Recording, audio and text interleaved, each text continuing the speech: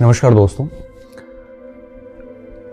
कल वरिष्ठ अध्यापक भर्ती परीक्षा की विज्ञप्ति जारी करी और उससे ठीक पहले स्कूल व्याख्याता की विज्ञप्ति जारी करी थी और साथ साथ में अध्यापक L1 और L2 की जो पात्रता परीक्षा होती है रीट, उसकी डेट भी जारी करी इन्होंने 27 फरवरी। तो इसके बाद से चूँकि फर्स्ट ग्रेड और सेकंड ग्रेड में सीट बेहद कम है, 2-2 हज़ार सीट है दोनों में मिला के मोटे मोटे, तो ये सीट अधिक नहीं कही जा सकती, काफ़ी कम संख्या में है। और अब मानो या ना मानो सीट का फ़र्क पड़ता है, ठीक है। अब ये नहीं कह सकता मैं कि अपने को एक सीट चाहिए, हालांकि ये बात भी ठीक है, एक सीट ही चाहिए, मगर जैसे 300-400 सीट मिल जाती है ना, जैसे इतिहास विषय है, अब उसमें एक 80 सीट मिले, एक 400 सीट मिले, तो फिर क्या स्टूडेंट थोड़ा सा कॉन्फिडेंस के साथ तैयारी करता है। अब बच्चे अब यूँ है कि 80 सीट जैसे आती है तो जनरल OBC का बच्चा 40-45 रैंक पे सिलेक्शन होगा, 85 पे भी नहीं होगा। अब 120वीं रैंक से पहले कोई चयनित हुआ, वो अगर ये कह रहा है कि सीट मायने नहीं रखती, तो भाई साहब उनको अगर आप ये देखिए कि वो खुद पेपर देते तो भी नहीं हो पाता, है ना। वो सीट मायने रखती है कहीं ना कहीं, अब एक बूस्ट करती है अंदर से लगने लगता है कि यार 10-15 सीट 50 सीट के लिए क्या तैयारी करूँ। अब SST देखो आप, सामाजिक के अंदर मुश्किल से 70 के आसपास पोस्ट है, जनरल की काट कटा के आरक्षण के बाद में 15-20 भी सीट शेष बचती है। तो ऐसी स्थिति में न बच्चों के अंदर एक उत्साह रहता है, ना एक श्योरिटी रहती है, चूँकि 5 साल में 4 साल में एक भर्ती पूरी करवाते हैं, उसमें फिर ये कम सीट आती है, तो थोड़ा सा मन विचलित सा होता है। और सच बात है ये, आप मैं भले ही कितनी आदर्शवादी बातें कर लूँ यहाँ पे आके कि हमें एक सीट चाहिए, लेकिन ये निष्प्रभावी बातें हैं, इसका फ़र्क पड़ता है, ठीक है, ये बात मैं मानता हूँ। हम आज इस विषय पे भी बात नहीं करेंगे कि भर्ती पैटर्न क्या रहता है, सिलेबस क्या है, विज्ञप्ति में क्या है, ये स्टूडेंट का काम है। और उनको जो सीरियसली तैयारी कर रहे हैं उनको पता है ऑलरेडी कि पेपर का पैटर्न क्या रहता है, और 2 पेपर होते हैं, क्या सिलेबस है, उन्होंने पढ़ा भी है, सीरियस बच्चों ने पढ़ा भी है। और विज्ञापन में क्या कुछ है, ये बात एक अभ्यर्थी को अच्छे से विज्ञापन पढ़ के समझनी चाहिए, क्योंकि खुद से पढ़ता है तो ज़्यादा चीज़ें समझ में आती है। फिर मेरे इस वीडियो का क्या मकसद है आपका आधा घंटा लेने का? मेरा मकसद सिर्फ ये है कि थोड़ी आपको डिसीजन मेकिंग करवानी है ना। आपके निर्णय निर्माण में थोड़ा सा मेरा सहयोग अगर कर पाऊँ तो मेरे लिए ठीक रहेगा, क्योंकि जब से ये भर्तियाँ आई है, तीनों ही कह दो, क्योंकि अध्यापक में भी बहुत अधिक पद दिख नहीं रहे हैं जिस हिसाब से सरकार कर रही है। पहले इन्होंने उपचुनाव के कारण जल्दी जारी करी फर्स्ट ग्रेड को, कल सरकार के पहले वर्ष की पूर्णता पे कर दी, आगे कोई और दबाव आएगा तब अध्यापक की भी हो जाएगी। तो ऐसी स्थिति में जो अभ्यर्थी है मार्केट का, वो काफ़ी कंफ्यूज है कि सर अब करें क्या ऐसी स्थिति में, फर्स्ट ग्रेड, सेकंड ग्रेड, अध्यापक किस पे जाए, है ना। ये बहुत बड़ी समस्या आ रही है निर्णय के लिए, निर्णय निर्माण में। समस्या इसलिए आ रही है ना कि गवर्नमेंट एक एग्ज़ाम की डेट फिक्स नहीं कर रही है। अब पता नहीं कौन सा पहले होगा, कौन सा बाद में होगा, एक तो ये दिक्कत आ रही है। दूसरी, सीट इतनी कम है। तीसरा, कई सारी चीज़ें हैं जो ऐसी बनी हुई हैं कि करें क्या आखिर।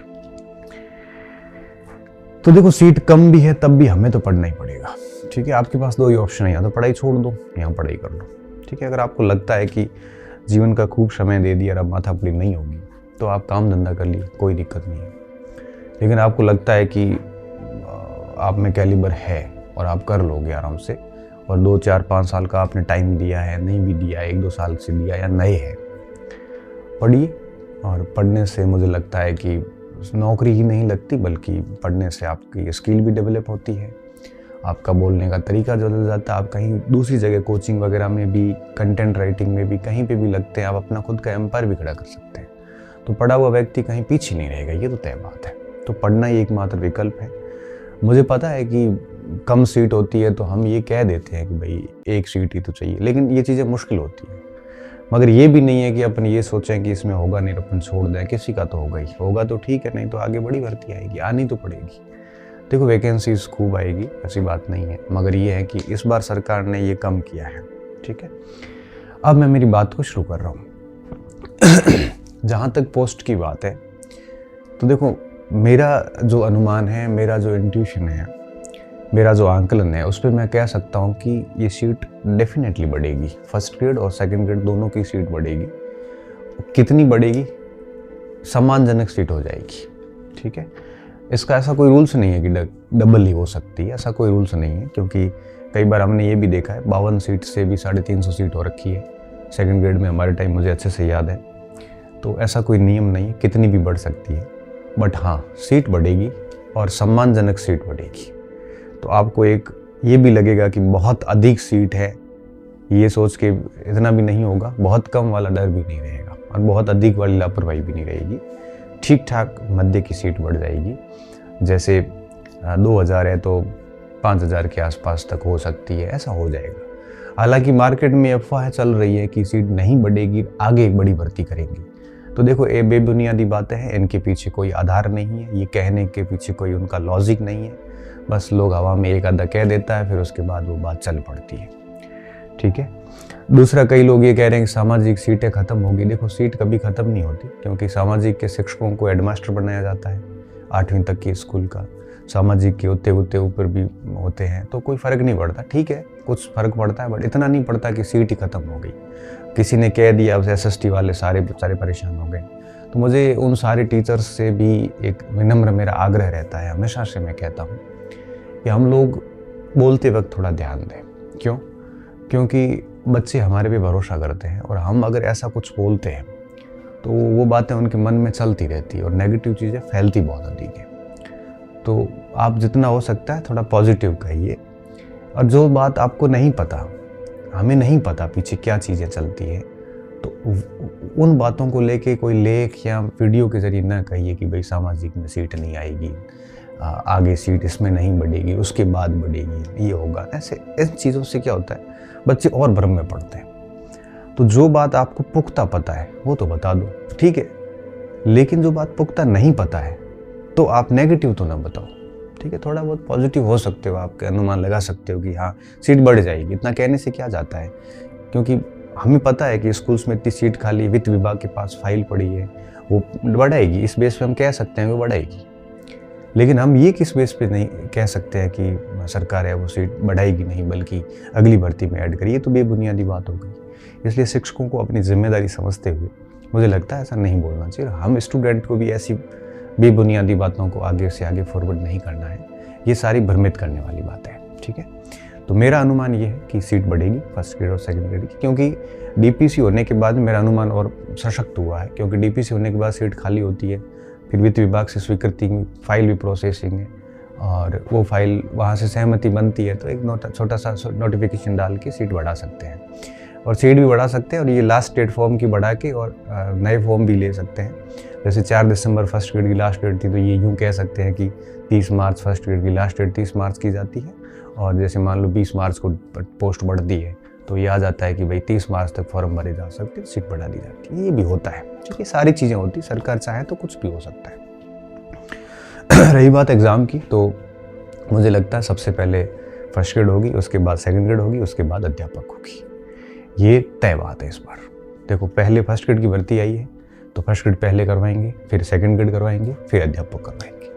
ऐसा मुझे ऐसे अंदर से लग रहा है। ठीक है, लेकिन जो भी होगा, इन तीनों परीक्षाओं के बीच में 3-3, 4-4 महीने का टाइम तो रहेगा। अब हमें कैसे मैनेज करना है, तो मैं थोड़ा सा, ये मैंने भर्ती पर बात कर ली, 3 भर्तियां हैं, सीट बढ़ेगी, इस पर भी मैंने बात कर ली। कितनी बढ़ेगी? मुझे लगता है कि डबल से थोड़ी सी ऊपर होगी। तो 4000 सीट है, 2000 है, तो वो 4500, 5000 तक हो जाएगी। ऐसा मेरा मोटा मोटा अनुमान है। ठीक है, और आप भी ये अनुमान मान के चलिए, देर सवेरे आपको न्यूज़ सुनने को मिलेगी। ठीक है, जहाँ तक परीक्षाओं की बात है वो मैंने आपको बता दिया कि इनमें 2-2, 3-3 महीने का गैप रहेगा। फर्स्ट ग्रेड मुझे लगता है नवंबर दिसंबर के आसपास, अक्टूबर नवंबर के आसपास पॉसिबल है।